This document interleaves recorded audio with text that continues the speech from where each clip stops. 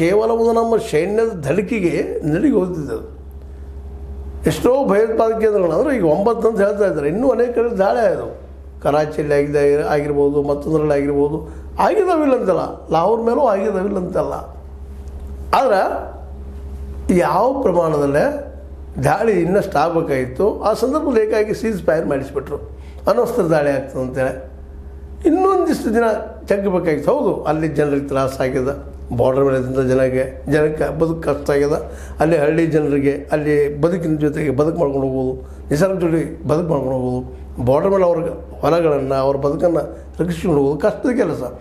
ಆದರೆ ಯುದ್ಧ ಅಂದಾಗ ಇವೆಲ್ಲ ಅನಿವಾರ್ಯವಾಗಿ ಎದುರಿಸಬೇಕಾದಂಥ ಪ್ರಸಂಗಗಳು. ಅದನ್ನು ನಾವು ದೂರ ಇದ್ದಂಥವ್ರು ಅದ್ರ ಬಗ್ಗೆ ನಮಗೆ ಅದು ಅರಿವು ಆಗುವುದಿಲ್ಲ. ಬಟ್ ಅಲ್ಲಿ ಬಾರ್ಡರ್ದಲ್ಲಿದ್ದವ್ರಿಗೆ ಅರಿವು ಆಗ್ತದೆ. ಈಗೆಲ್ಲ ಇದ್ದಾಗ ಕೇವಲ ಇಂಥ ಒಂದು ಡ್ರೋನ್ ಆಯಿತು, ಇನ್ನೊಂದು ಅಸ್ತ್ರಗಳಾಯಿತು, ಏನೋ ಬಳಸಿದಾಗ ಈ ಒಂದು ಏನಪ್ಪ ಅಂತಂದ್ರೆ ಅದೇ ಸಾಕಷ್ಟು ತೊಂದರೆ ಕೊಟ್ಟಾಗ ನನ್ನ ಅಸ್ತ್ರ ಬಳಸ್ತಾರ ಅನ್ನೋ ಅಷ್ಟು ಯುದ್ಧ ಹಾಕಿತ್ತು, ಅದನ್ನ ತಳೆದ್ನಿ ಅಂತ ಹೇಳುವಂಥದ್ದು ಮಾತುಗಳು ಕೇಳಿದಾಗ ಒಂದು ಬಾಲಿಶ್ ಅನ್ನಿಸ್ತದೆ. ಇಂಥ ಒಬ್ಬ ವಿಶ್ವದ ದೊಡ್ಡ ಪ್ರಚಂಡ ಪ್ರಬಲ ದೇಶದ ನಾಯಕರಂತ ಇವರು ಏನೋ ಗಿಟ್ಟಿಸ್ಕೊಳ್ಳಿಕ್ಕೆ ಪ್ರಯತ್ನ ಮಾಡ್ತಾ ಇದ್ದಾರೆ, ಏನೋ ಒಂದು ಮಾಡಲಿಕ್ಕೆ ಪ್ರಯತ್ನ ಮಾಡ್ತಾ ಇದ್ದಾರೆ. ಅವ್ರಿಗೆ ಪ್ರಾಬ್ಲಮ್ ಏನಾಗಿದೆಪ್ಪ ಅಂದ್ರೆ, ಒಂದು ಕಡೆ ಭಾರತ, ಇನ್ನೊಂದು ಕಡೆ ಪಾಕಿಸ್ತಾನ, ಅದ್ರ ಜೊತೆಗೆ ಚೀನಾ. ಅವ್ರಿಗೆ ಯುದ್ಧ ತಡೆಯೋದ್ರಿಂದ ಏನಿತ್ತಪ್ಪ ಅಂದರೆ ಇದ್ರಲ್ಲಿ ಚೀನಾ ಹಿರಿಯರಾಗೋದು ಬೇಡಾಗಿತ್ತು, ಅವ್ರಿಗೆ ಬೆಳೆಯೋದು ಬೇಡಾಗಿತ್ತು. ಚೀನಾ ಪಾಕಿಸ್ತಾನದ ಬರ್ತದೆ. ಆಗ ತನಗೆ ಯಾರಿಂದ ಹೋಗ್ಬೇಕು ಅನ್ನೋದು ಭಾಳ ಕಷ್ಟ ಆಗ್ತಿತ್ತು. ಇದರಿಂದಾಗಿ ಎರಡೂ ಕಡೆ ಲಾಭ ಹೊಡ್ಕೊಂಡ್ಬಿಟ್ರು. ವ್ಯಾಪಾರಿ ಅಲ್ಲ ಟ್ರಂಪ್ ಅವರು, ಇಲ್ಲ ನಿಮಗೆ ವ್ಯಾಪಾರ ಮಾಡಿಸ್ತೀನಿ, ಮಾಡ್ತೀನಿ, ಏನೋ ಆಸೆ ತೋರಿಸಿದ್ರು. ಮತ್ತು ಇವತ್ತು ಭಾರತ ಆಗಿರ್ಬೋದು, ಪಾಕಿಸ್ತಾನ ಆಗಿರ್ಬೋದು, ಆರ್ಥಿಕವಾಗಿ ಪೂರ್ತಿಯಾಗಿ ನರ್ವಸ್ ಆಗಿಬಿಟ್ಟಿದ್ದಾವೆ.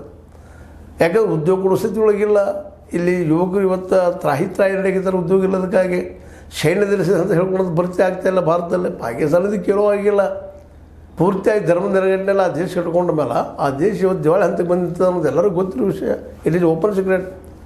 ಇವತ್ತು ಇಂಟರ್ನ್ಯಾಷನಲ್ ಮಾನಿಟರಿ ಫಂಡ್ ಅವ್ರಿಗೆ ಸಾಲ ಕೊಟ್ಟಿರ್ಬೋದು, ಇಲ್ಲಂತಲ್ಲ. ಆದರೆ ಎಷ್ಟು ದಿನಗಳವರೆಗೆ ಅಲ್ಲ ಅನ್ನೋದು ಅಷ್ಟೇ ಮುಖ್ಯ ಅದ. ಇವತ್ತು ರಷ್ಯಾ ಮತ್ತು ಉಕ್ರೇನ್ ನಡೆದಾಗ